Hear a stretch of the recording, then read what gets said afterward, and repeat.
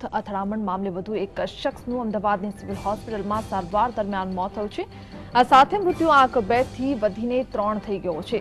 હળવદના ચિટોડી ગામના ખેતાભાઈનું મોત થતાં પરિવારમાં શોકની લાગણી વ્યાપી ગઈ છે। તો બીજી બાજુ જૂથ અથડામણ મામલે મોરબી એલસીબીએ 12 શખ્સોની ધરપકડ કરી છે। પોલીસ દ્વારા ઝડપી પાડવામાં આવેલા આ તમામ શખ્સો જામનગરના હોવાનું સામે આવ્યું છે। દરમિયાન સુરેન્દ્રનગર અને મોરબીમાં સ્થિતિ વણસવાની શક્યતાને જોતા બંને જિલ્લાની ઇન્ટરનેટ સેવા બંધ કરવામાં આવી છે। આ વિશે વધુ માહિતી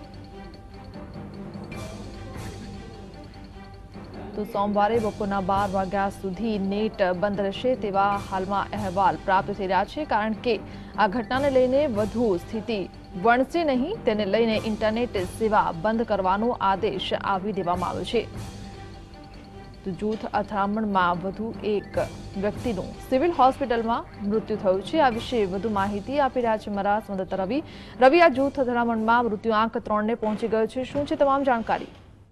જી, એના ચોક્કસથી આપણે જણાવી દઉં કે જે રીતે 2 દિવસ પહેલા જ હળવદમાં જે ભરવાડ સમાજ અને ક્ષત્રિય સમાજ વચ્ચે જૂથ અથડામણ થઈ હતી, તેના પગલે જે 2 લોકોના મોત થયા હતા, જ્યારે 2 લોકો ઈજાગ્રસ્ત સારવારમાં હતા, જ્યારે આજે સવારે એક સારવાર દરમિયાન અમદાવાદ ખાતે તેમનું મોત નીપજ્યું હતું। તેના કારણે જે પરિવારજનો છે તે સિવિલ હોસ્પિટલે પહોંચ્યા હતા અને લાશ સ્વીકારવાનો ઇનકાર કર્યો હતો અને જે ઉચ્ચ કક્ષાના અધિકારીઓ છે તે પણ સિવિલ હોસ્પિટલ પહોંચ્યા હતા। જ્યારે વાત કરવામાં આવે હળવદની, તો હળવદમાં પણ અત્યારે જે એસપી તેમજ આઈજી જે કક્ષાના ઉચ્ચ અધિકારીઓ છે તે પણ તૈનાત કરી દેવામાં આવ્યો છે, જ્યારે ચુસ્ત પોલીસ બંદોબસ્ત પણ ગોઠવી દેવામાં આવ્યો છે અને હાલ જે કોઈ પણ અનિચ્છનીય બનાવ ન બને તેના માટે મોરબી જિલ્લા કલેક્ટર અને સુરેન્દ્રનગર જિલ્લા કલેક્ટર દ્વારા 24 કલાક માટે ઇન્ટરનેટ પણ બંધ કરી દેવામાં આવ્યો છે। જ્યારે વાત કરવામાં આવે તો જે 12 લોકોની ગત રાત્રિએ ધરપકડ કરી છે, જે મામલામાં જે ક્ષત્રિય લોકો છે તે જામનગરના 12 આરોપી છે તેમની ધરપકડ કરી છે, તેમને પણ અત્યારે ચુસ્ત પોલીસ બંદોબસ્ત વચ્ચે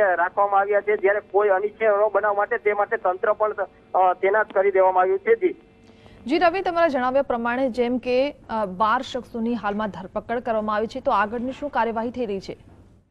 ચોક્કસથી આપણે જણાવી દઉં કે જે 12 લોકોની ધરપકડ કરવામાં આવી છે તેમને જે રાયોટિંગ સહિતના જે ગુના છે તે દાખલ કરી અને જે વિડીયો વાયરલ થયા હતા તેમને સાથે રાખી અને તમામની કાર્યવાહી હાથ ધરવામાં આવશે। વિડીયોના આધારે સમગ્ર કાર્યવાહી હાથ ધરવામાં આવશે, જ્યારે ડીવાયએસપી સમગ્ર મામલાની તપાસ કરી રહ્યા છે। જ્યારે ઉચ્ચ કક્ષાના અધિકારી દ્વારા જે રીતે નિર્ણય લેવાશે અને જે કાર્યવાહીનો હુકમ કરવામાં આવશે તે રીતે કાર્યવાહી આગળ કરવામાં આવશે।